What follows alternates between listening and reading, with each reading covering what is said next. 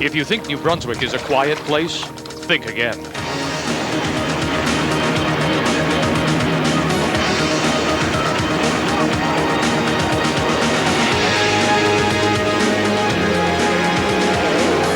The greatest show on water, it's the Export A Hydroplane Series on TSN. Today, from Cocagne, New Brunswick, TSN presents the Cocagne International Regatta. Hi again, everyone. Vic Router here with Boat Racing Hall of Famer Mark Rothenmel. The east coast of New Brunswick has always been a magnet for tourists. They come for the beaches and, of course, the lobster. In fact, this area calls itself the lobster capital of the world. But it is another aquatic attraction that has drawn TSN and thousands of fans to Cocagne. It's the International Hydroplane Races, and with more, here's Mark. Vic, we're past the midway point of the season, and we have a surprise leader in the Export A Grand Prix points race. Guy Verdun and PC Racing have a marginal lead over George Kennedy, and neither one of these drivers were supposed to be anywhere near the highly financed teams of Jean Thierry's or Jimmy King's. King's team couldn't even make it this weekend because they suffered mechanical and boat problems during the week. And as for Jean Thierry, well, he dominated qualifying, but he has to have a podium finish in order to turn the season around. All in all, it's a pivotal race for a number of teams. Mark, our first race will be for 2.5-liter hydroplane. So let's take a look at the drivers who qualified for the final. Tom Uttman from Brockville, Ontario, driving number 16, Stalker 3, and he could win here. I think we had a good shot at it. I think we worked hard the last week. We put some new things together, and I think we got a good shot at finishing right up there today. The number 15 boat is driven by Mario Trahan, driving the Flying Tiger. He's from Coteau-du-Lac in Quebec. Serge Juan, number 4, it's called ProLab. He's from Chateauguay. And driving Miss Ville Marie, the number 7 boat of Martin La Rochelle from Grenada, Quebec. Number 60, Mike Monahan, Techno Marine from Cayman, Ontario. I think we got a really good shot at it. Boat's running really good. Last 3 races, we've been quite successful. Nothing breaks, everything stays together. We got a good shot at it. Here's a local driver, number 25, driving the Renegade, Charles Pellerin from Cocagne, New Brunswick. From Massachusetts, Double Trouble, number 79, Michael Grendel. Another local favorite from Cocagne, New Brunswick, Marco Gann, driving the Honey Bun. Number 38, hey, 2 minutes for looking so good. It's Maurice Richard from Moncton, New Brunswick. Another popular driver, Francois Campeau, driving number 27, Coyote 2. And the first thing you notice as they come to the line now looking to hit the zero is that it is raining. So how will this affect them? Well, they won't be able to see very well. Vic, coming up to the start-finish line, they have to see perfectly as they come into that first turn. Now looking to hit it at zero. There's the gun. Everyone is on the line cleanly, and it is Mike Monahan who leads them inside in the white boat. Grendel, Campeau right beside him. Monahan's got the inside coming around the turn. You see him taking it nice and wide. Whoa, here they come into the spray. And we should remind everyone, unlike auto racing where if you have the line, you can take the corner, here you have to hold your line. What is it, 5 lengths? 4 lengths actually, but it's very difficult to judge that. When these drivers are out front like Monahan is here, he's looking in his mirrors, trying to judge how far out in front he is, but of course he's going to try and keep tight to the turns. He knows he's out front now. In the rain, dull, overcast here in Cocagne. Nothing though, holding up. It's been a perfect season for him so far. The battle now for second and third continues between Grendel and Campeau. Here comes Campeau on the outside. He's challenging Grendel. There's Mike Monahan, and the weather is getting worse out here. Right now we've had a real storm front that blew in just less than a half hour ago, and it's getting worse and worse. I don't know how these drivers are seeing right now. And that's the thing, you don't see any wipers on these boats. A lot of them are closed-in canopies. Are there any wipers? No, but they use a solution called Rain-X, and that seems to clear the spray fairly quickly.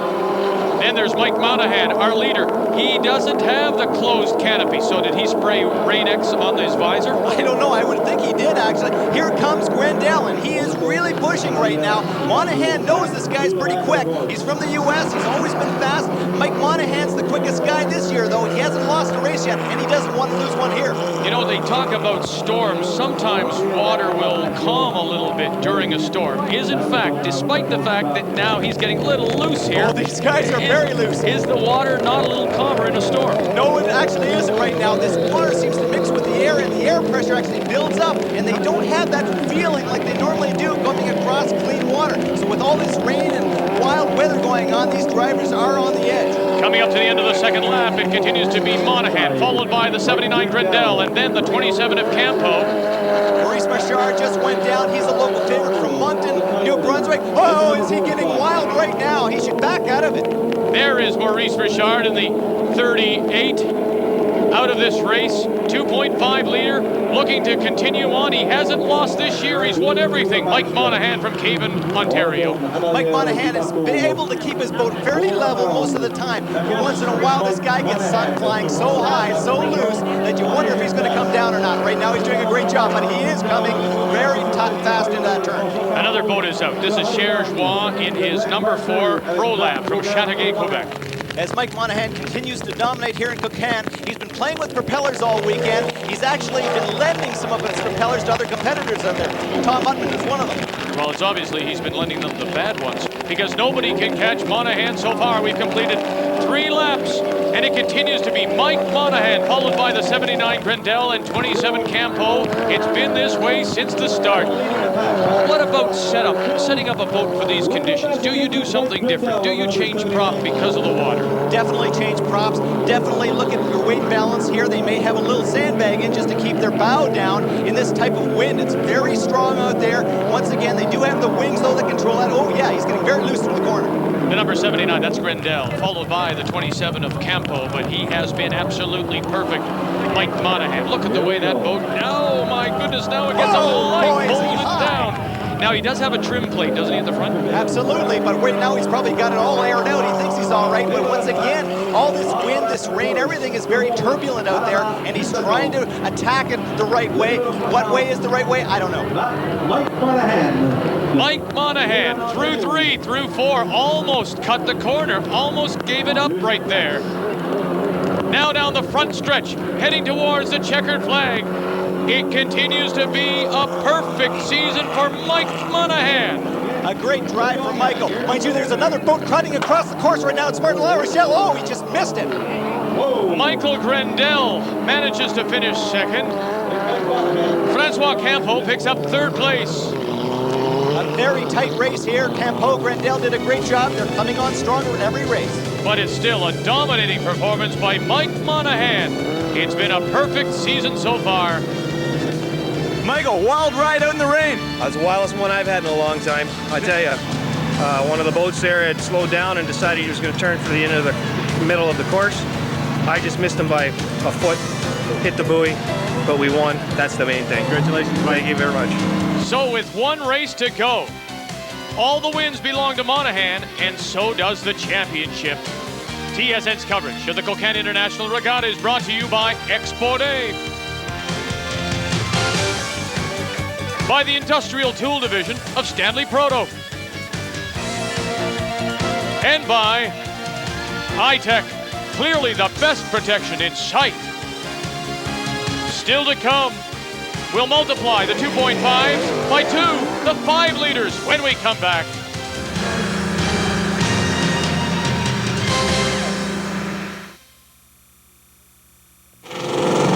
Welcome back to Cocagne, New Brunswick. Vic Roeder along with Mark Rothmel, and here they go, roaring out of the harbor. The 5 liters are next as we take a look at the starting field. And we'll begin with Serge-Joie, number 9, Toyota, out of Quebec. Next, the number 19 boat, Saucony's Lounge, driven by Dan Nagel out of Geneva, New York. Eric Labelle, do it from Valleyfield, Quebec. He's the championship leader right now. And here's a boat driving around in the last minute, number CE8, Bill Villauer from Ogdensburg, New York. Mark Gauguin just finished 4th in the 2.5 liter. Now he jumps up to 5 liter. His boat, Molson Canadian Light, number 37. Here's Victor Tahan driving CE26, the Nova from Quebec. Norman Shannon, it's the Auto Parts Plus from Valleyfield, number 104. Francois Campo comes from 2.5 liter boat into the 5 liter boat, CE400 Sans-Façon. He's from Valleyfield. Coming to the line, again trying to hit it right at 0. Here's our field, it's the 5 liters, and coming up through the middle, the blue boat, it is Victor Trahan at the line. Fantastic start. We have Francois Campo in lane 2. In lane lane one, Eric LaBelle, he's trying to make it through the inside. This is a restart. The first start has been canceled because of a problem in the corner with Patrick Howarth. He's dead in the water right now on the inside of the course. But what a great start by Victor Trahan and his boat Nova from Litre, Quebec. But look at this, out of the spray, out of the mist, just doing it. Eric LaBelle, the battle for second now between the blue boat Trahan and the white boat of Campo. Sitting in the middle of the race course, of course, Patrick Howarth has to be bitterly disappointed. He had a chance to wrap up the Export A series, or at least get close to Eric LaBelle, so they go into the final race in Summerside with a chance. Unfortunately, he's probably counting the points right now. He knows Eric LaBelle is getting a big advantage here in Cocagne. He's running away with it, LaBelle, and now look at the battle for second. And it was Trahan in the blue boat getting very wide, and that allowed now Campo to close it. But down this straight line speed, that's where Trahan seems to have it. As we're back with the leader, this is Eric LaBelle. And take a look at how the weather has changed here. Moments ago we had this pouring rain, an awful day. Now the sun's out again. Go figure. In the 2.5 liter race, we talked about how the boats have to hold their line. You need 4 boat lengths before you can cut across. But here, Trahan obviously has more than 4. He probably has 20. Why doesn't he cut across? Well, he could, Vic, but he would also be cutting across some very turbulent water. He's running down the right-hand side of the wake of Eric LaBelle, so coming across that wake might slow him down, so that's probably why he's on the outside. No wake to worry about for Eric LaBelle, and isn't it ironic as he gets a little choppy here? We saw Mike Monahan, 2.5 liter open cockpit, dominating the series. Here is Eric LaBelle, open cockpit, and he's the championship leader. There must be something about having the wind all around your ears. Well, I certainly used to like it when I was driving the Formula One boats, but these guys seem to be able to adapt to any style of boat, whether it has a cockpit or not. But Eric likes his head going around. He's able to see better probably without the canopy, certainly when he's in first place and not having to go up run through a rooster tail. And coming through the rooster tail and leading comfortably right now is LaBelle. Do it, the championship leader, currently in second place, Victor Trahan, followed by Francois Campo. And just like the 2.5 liters, there really hasn't been a change except at the start when Trahan seemed to have that perfect start. Well, Trahan hasn't run this well all year long, so you can see what his start makes. The difference is this guy got out fast, he's running in second place, he's chasing down LaBelle. It's his best run all year. Victor Trahan, his brother Mario ran in the 2.5 liter earlier, so the Trahan family, as so many of the racers are, it's a family affair when it comes to hydroplane racing. Take a look at Eric. Goodness, hold on, Eric. Now, at some point in time, he must look back and say, let's just trim this down a little bit. I don't have to push this hard. Well, he does that. But you know, Eric loves to run on the edge. I think that's what really turns this guy on. It doesn't matter whether he's out front, whether he's chasing from behind. He's always running really loose. The final lap, and Eric LaBelle, Patrick Haworth had problems. In the first turn, they had to do a restart, so Eric LaBelle now looks to put an almost lock on the championship here in Cocagne, New Brunswick. Eric won it last year. He won the Export A championship. He won the high points. This guy is very strong. He's looking to one more turn. That's all he has to get through. He's going to make it very difficult for Trahan, obviously, to close in on him right here. He's keeping tight to the turns. He has no choice except to run on the outside, and he doesn't have the speed. And you can see him look over his left shoulder to see just how close Francois Campo is. The checkered flag. He's done it. Eric LaBelle coming in second. Victor Trahan, who had that brilliant start. And finishing third will be Francois Campo. But what a great run again for Eric LaBelle, followed by Trahan, Campo, Shannon, and Sergeant in Toyota. Well, he's been there, it seems, forever. Eric LaBelle looking to clinch another championship in 5 liter. Patrick Haworth, he missed his opportunity here in Cocagne. He'll have one chance left in PEI. The Grand Prix boats are next when we come back to New Brunswick here on TSN.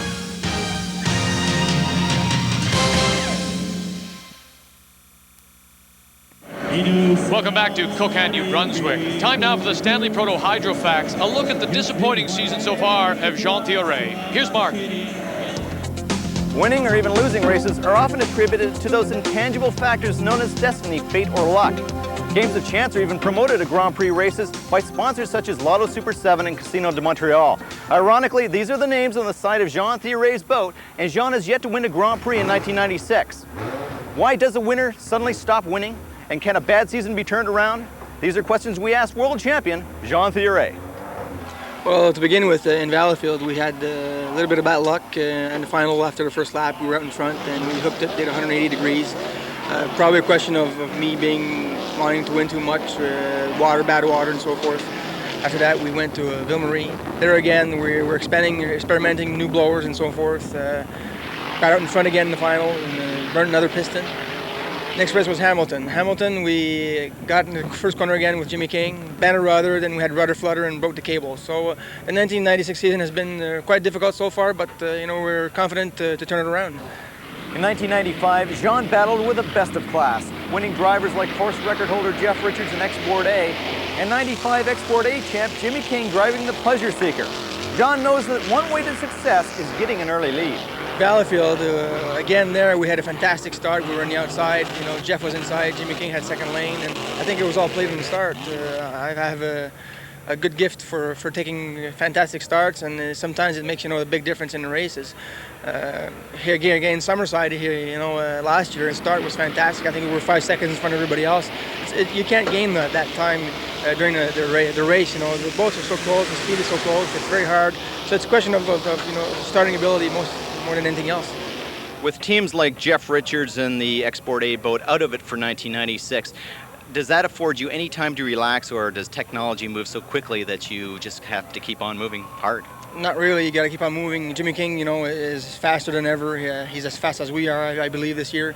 So he's just pushing me all the time. You got to keep on going in technology if you want to keep on top of it, or else if you stay there, people are going to get up to you and they surpass you. Jean, do you believe in luck? Definitely not. No, I believe in hard work and God. That's the way I see racing. If God wants you to win, you'll win. If He doesn't, as long as you've done your best, that's how I see racing. Whether he wins or not, drivers and viewers alike are always treated as Jean Thierry's aggressive driving style. And when preparation meets opportunity, Jean knows his way to the podium. And it's interesting, of course, here in Cocagne, he has no Richards, no King in the field, so this might be the perfect opportunity to pick up his first win. 101 is Guy Verdun from Saint-Timothy, Quebec, Pavage, Chanet. And of course, the number 7, Jean Thierry, Lotto Super 7 Casino Montreal from Maple Grove. Well, we're in really good position right now, and we got a good lane, so that's very important to me. The start also, I'd say, is 50% of the race, getting a good start, and from there on, I think everything should go well, mechanically and so forth. The winner in Valleyfield, Claude Bergeron, driving the number 34 boat, the Gator, from Valleyfield, Quebec. From Cincinnati, Finney finishes the name, Scott Kropfeld, number 38. Well, our strategy for the final is to hopefully have the best lane position coming out of these heats that we can. We're looking for hopefully lane 2 or 3, which is a good lane for this course because it's a little tight in the one end and our boat doesn't turn real well right on the pins. From Vanier, Quebec, driving Enterprise 2, number 772, Réjean Blanchet. And the brother, Alain, from Lac Saint-Charles, his boat Express, number 94. As they come to the start, and we'll watch for Jean Thierry, the number 7, and he said he has a knack for getting the great starts. Here he comes to the line, and it is a terrific start. A fantastic start for Jean Thierry. On the inside, I believe we saw the Gator. Very close there, Scott Kropfeld right to the outside, right on his hip, and he's pushing him. This is a great race for Scott. Scott Kropfeld from Cincinnati, Ohio. He mentioned that his boat doesn't turn very well, Kropfeld. That's exactly right. He is not able to flat-foot it around like this man, Jean Thierry. This onboard shot just shows you how fast this man comes around the turns. He's going through turn number 3 right now, through 4. He's down the straightaway, going in front of the crowd. This guy's right on top of it. And it's a great angle. Now look at his right leg. Look at the G-force as he goes into the... Oh, something is happening here, Vic. The boat spun out. The boat has spun. Oh my goodness, and now he has to wait for everybody to go by, and thankfully everybody does, but how is Jean Thierry? Let's take a look at the replay, Vic. The boat just buries the bow. It spins completely around. It should have barrel rolled. I don't know how he ever saved it. I don't think he had anything to do with it. Luck, God, who knows? Jean Thierry is a very, very fortunate man right now. He has been plagued by problems the entire season. He had rudder flutter, as he mentioned earlier, cables breaking, and now, what happened here to Jean Thierry? The canopy is up, and thankfully, Jean Thierry is out. The rescue boat is there. The race has been stopped. We'll be back. Welcome back to Cocagne, New Brunswick. The Grand Prix final has been stopped despite the best start of the season so far for Jean Thierry. He buried his boat, spun it, and so now Jean Thierry is with Mark. Sean, what happened out there? I think we bent another rudder flutter, and then the thing just went out, you know. You're a lucky man. Thank God, you know, nothing happened. I'm here, and the boat is still in one piece. Your parents went running just as soon as it happened. They were awful nervous. Yeah, I'm sure they were, but thank God I'm not hurt, and we'll be there next weekend. Good luck. Thank you. Now talk about rudder flutter. What's he mean? Well, the rudder actually starts to vibrate so violently, it actually bent over, it straightened out, it started to shake, the whole boat started to move, the steering cable popped off, he lost control. In fact, the whole back of the boat breaks apart because of the force. As we come to the line, Jean Thierry, the favorite, is out. The yellow boat closest to us is Claude Bergeron. Notice that was a very slow start. These guys were well off the mark coming into it. They came in very close. Right now, we have Jean Blanchette on the inside, the Gator on the outside. The Gator's had some problems this weekend. Blower belts have gone. Can he make it through? We don't know. Oh, another Blanchette brother comes up the inside. So it's the brothers' battle here in Cocagne. This is a fantastic race for the Blanchettes. They haven't had this good a race all season. Guy Verdun, we're on board with him going down the front stretch as we go into the turn. Oh, and look very what he tight. sees. He sees a lot of nothing. And problems for Guy Verdun. This is a spinning day here in Cocagne, New Brunswick. We have Alain Blanchette right there on the inside, the Gator to the outside. This is fast. Now look at this. Verdun fires it up, and here he comes. Get it going, Guy. Get it going. They have a hard time sometimes getting some of these boats up on the plane. The water just comes over the canopies as they get the boat on the water and surfacing. But right now we have the Gator and Blanchette going head to head, coming down the back stretch here in Cocagne. What a marvelous race. Alain Blanchette on the inside. Claude Bergeron towards the outside. And it's interesting. When he first got into trouble, Bergeron forced to go wide because of the spray. Oh, Went goodness. right up on his side as well. He's really running fast. He hasn't had to run this fast all season long. But I tell you what, the advantage you have if you're in front, how much cleaner the water is. Absolutely, the water is clear, the air is clear, they don't have that spray coming at you, which incidentally, on this course, is salt water. So the boats actually can run a little faster. The water's more dense, these guys are set up for top end. Claude Bergeron taking advantage of what has been a truly strange season so far. The defending champion, Jimmy King, has been out of it. Jean Thierry, another one, expected to be there for the championship points. And look at all the problems he's had, including here in Cocagne. Alain Blanchette, he must be smiling right now. A second is as good as a win to that man. But there's the Gator. Claude Bergeron driving for Brian O'Connor. Brian's got to be hoping this boat's going to finish. He had problems in qualifying. He didn't finish a heat there. Can he do it? Let's see. Claude Bergeron now coming up on one of the back markers, and in fact it is Guy Verdun. Remember, Verdun spun, was able to fire it, so now it's a case of will Bergeron catch him before the finish. We're on the final lap. Here's Guy Verdun. He is leading the Export A Championship right now. The points are critical. He has to finish this heat. Absolutely incredible how these standings appear to be all upside down. Coming through the final turn now, heading towards the checkered flag. Bergeron, the Gator, snaps up the win here in Cocagne. And Guy Verdun goes across the start-finish line. He'll go a lap down, but he'll pick up valuable points. Second place going to Alain Blanchette. His brother, Ray Jean, finishes third. And Verdun, as we say, those points for fourth mean everything. Claude Bergeron. People will say, where did you come from? You're a winner. But look at Guy Verdun, Blanchette. Jimmy King is in third. Jean Thierry, nowhere to be seen. TSN's coverage of the Cocagne International Regatta has been brought to you by iTech. Clearly, the best protection in sight.